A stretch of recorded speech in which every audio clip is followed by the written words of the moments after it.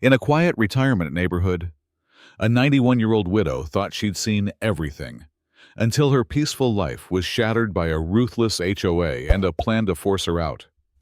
But when her grandson, a former Army Ranger, moves in, everything changes. What started as silent intimidation would soon erupt into a battle for justice that shook the entire community and changed the law forever. At the edge of Oakwood Estates, tucked beneath the shade of a stubborn old maple tree, stood a modest single-story house with peeling white shutters and a garden full of memories. Inside lived Rose Matthews, 91 years old. Heart slower than it used to be, hands curled from arthritis, but eyes still bright and steady. That house, built by her late husband Harold after returning from the Korean War, was her world. It held his laugh in the floorboards, their children's milestones in the paint smudges, and decades of a life no HOA could measure.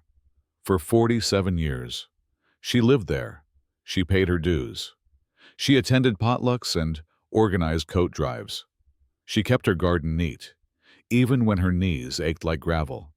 And she had never asked the neighborhood for a thing. But the neighborhood was changing. Michael Townsend, recently elected to the HOA board, brought a vision with him. Sleek, modern, profitable. To him, Oakwood Estates wasn't a community. It was underperforming real estate.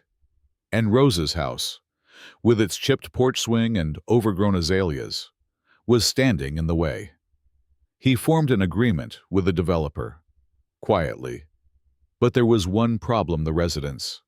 Many of them elderly, many of them vulnerable, too stubborn to sell. So Townsend came up with a plan: squeeze them out, one by one.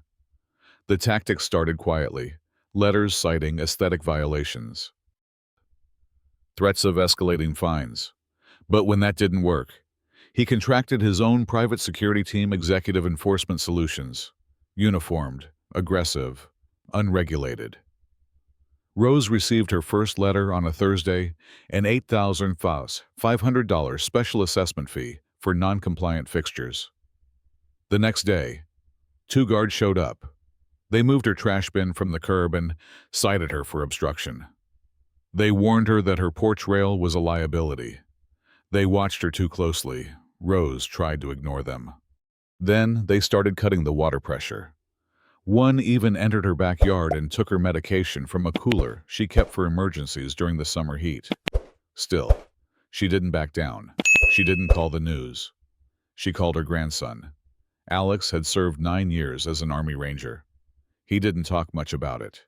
He preferred silence over small talk and solutions over sympathy. But when he picked up the phone and heard the tremble in Rose's voice, something inside him shifted. He arrived the next morning. Alex didn't come to fight. He came to observe. But the more he saw, the more disturbed he became. He noticed the guards had no name tags. He saw residents get harassed and shamed in public for unpaid dues. He watched Townsend walk the neighborhood like he owned it. And then he found the documents. Townsend had pushed through obscure amendments to HOA rules, hidden fees, non-binding arbitration clauses, predatory clauses that allowed liens on properties after just 2 missed payments. It was legal paper warfare against people who couldn't read the fine print anymore. Alex set up hidden cameras inside planters, behind vents, disguised as bird feeders. He documented everything: the threats, the tampering, the water restrictors illegally installed to make residents uncomfortable. He sent the files to a friend at the DOJ who owed him a favor. Then he waited. Until one morning, 3 security men showed up at Rose's house with an eviction notice. Alex stood at the front door, calm. "You're trespassing," one of them said. "You're not listed as a resident." "I am now," Alex said. "As of this morning." "This isn't your fight," the man growled. Alex stared at him. "It is now." The guards moved in. What followed wasn't a brawl. It was a lesson. Alex neutralized one with a shoulder pivot and took the clipboard from another before he could blink. The third backed off before it escalated. What they didn't see, what Alex knew, was the unmarked vehicle parked across the street. Inside were two federal agents. They had been watching the operation for days. Minutes later, agents stepped out and approached Townsend, who had shown up for the spectacle. "Michael Townsend," one of them said, "we need to speak with you, now." Townsend's confidence faltered. They showed him a warrant.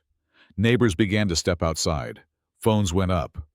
Rumors had already started swirling, and now they had proof the king of their tiny empire was being unseated. The agents led Townsend away.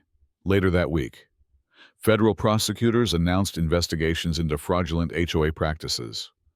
Multiple HOA board members were implicated in an elder abuse and wire fraud scheme.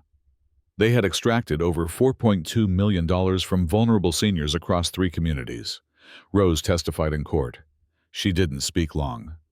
Just long enough to say this: "I was married to a man who fought for this country. He built our home with his hands, and I will never let it be stolen by a man who thinks power makes him untouchable." Her voice cracked, but her spine didn't. The footage from Alex's cameras aired on national news. Public outrage followed. Then came the legislation. Lawmakers passed the Oakwood Protection Act, mandating stricter oversight of HOA governance, outlawing the use of private security firms for enforcement, and giving seniors new legal avenues to fight predatory property practices.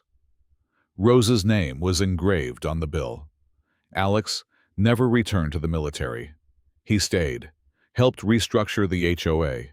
He even led Saturday community cleanups, though he always insisted someone else handle the speeches.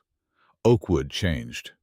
Not because of a new president or new rules, but because people finally saw each other again, as neighbors, as protectors of a shared life.